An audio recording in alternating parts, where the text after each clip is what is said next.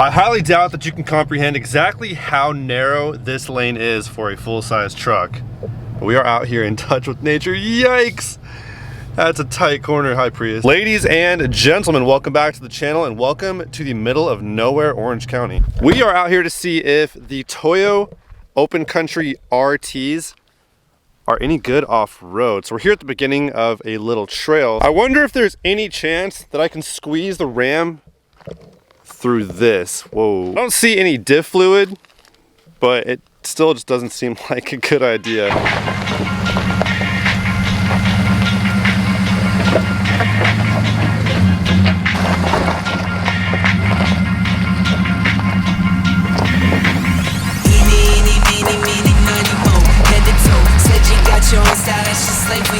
So we're over here. We want to be over there, but someone put a bunch of boulders in the way. Thank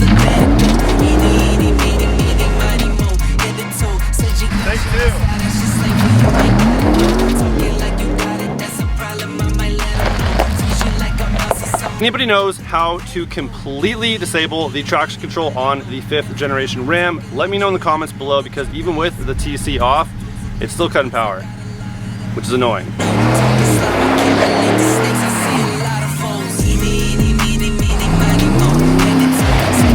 Today is a good day. Today is a great day because the wrap is coming off the bed of the truck. Now, normally I wouldn't say that's a good day removing the wrap, but we do have a new color, so it's a good day. Basic rule of thumb when removing your wrap is you want to have it nice and warmed up. So we have it parked right here in the direct sunlight. We're gonna let it sit for a couple of minutes. In the meantime, let's talk trucks. So Ford has just released the 2021 F-150, the 14th generation F-150. Off the production line, this is not a bad looking truck. So first of all, let's start with the fact that for the first time ever, Ford is offering a hybrid powertrain in their F-Series truck. Ford does offer that in their Explorers, so it's nothing new to their brand, but that's definitely a first for their full-size pickups. So this truck has been completely redesigned from bumper to bumper, inside and out.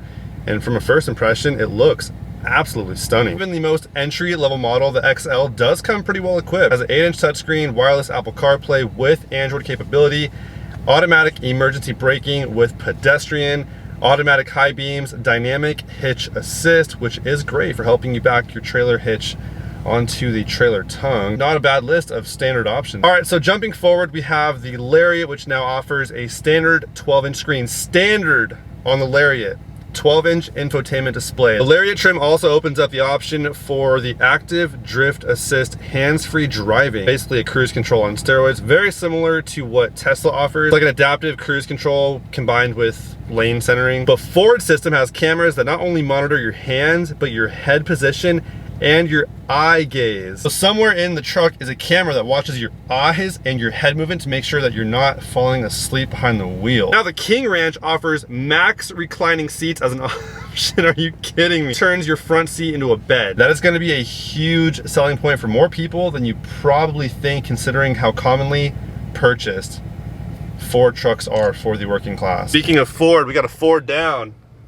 Getting towed by a Toyota. Another thing that is going to be greatly appreciated out in the field is going to be that folding gear selector. They have a folding gear shifter. With a push of a button, your gear selector folds itself away, turning your center console into a flat work surface, perfect for writing notes down or working on your laptop or whatever it is you can think to do on your desk in between the two front seats. I do like this pop-up storage option under the back seat as well, giving you the option to collapse it when it is not in use, because that kind of sucks when you have that option and you're not using it. It turns the whole floor in the back seat area into a divided area, which is really kind of annoying when you're trying to put one large thing in there and it's kind of built into the bottom.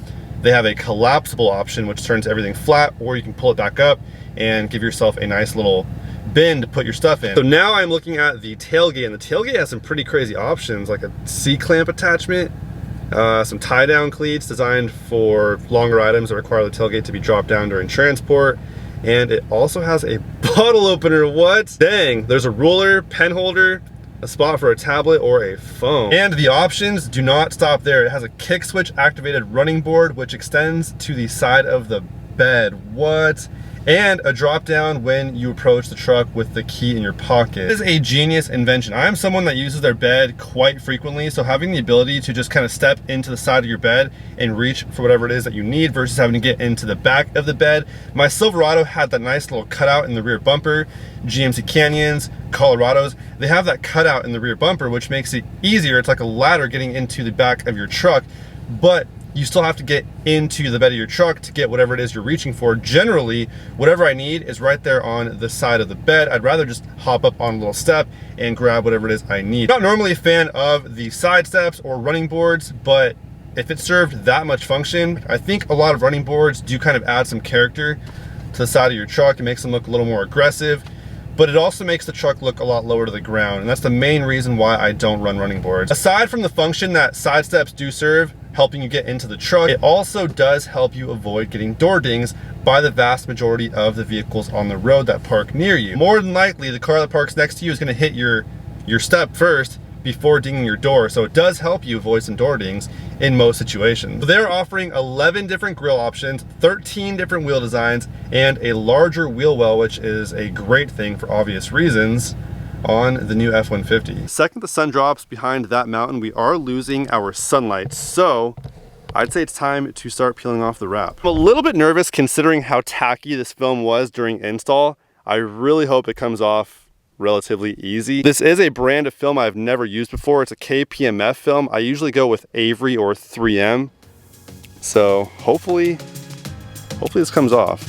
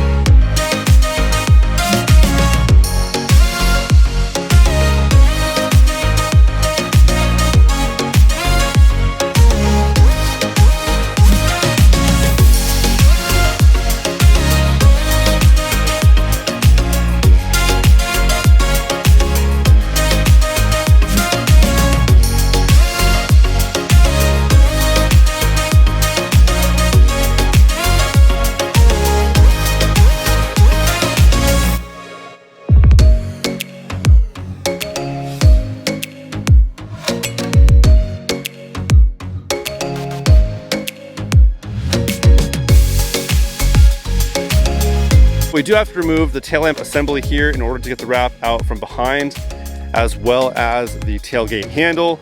We have to remove the tailgate handle because all the wrap is tucked behind that, as well as the wrap on the handle itself. But we do have the rear badge painted in gloss black. What do you guys think?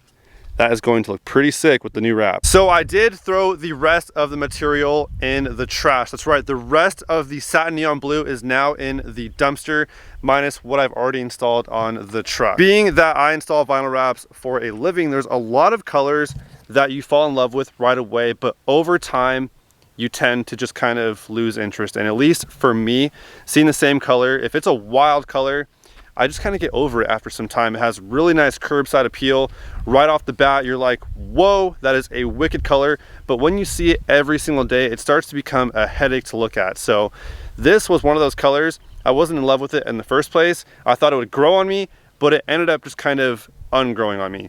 So the rest of it is in the trash. I don't think anybody else wants to deal with this material. Luckily, I bought this material on clearance, so it was about half off, but I still paid about $500 for the entire roll of this material. Totally okay though. I see it as a lesson learned. I will never attempt to install Hexus films ever again. If you're a beginner at installing vinyl wrap, I do not recommend buying Hexus yourself. Even without this material being on clearance, it's still actually cheaper than some of the other brands that I generally use. Probably should have known when I couldn't find any reviews online of this material. It's a very uncommonly used brand. It's also very cheap even when it's not on clearance, which probably should have been a red flag in itself. Truck does need a wash because now the only clean panels on the truck are now the bedside and the tailgate. So I'd say we should probably go for a little wash. This is clearly the spot to be on a Saturday night. That's a GTR right there. What?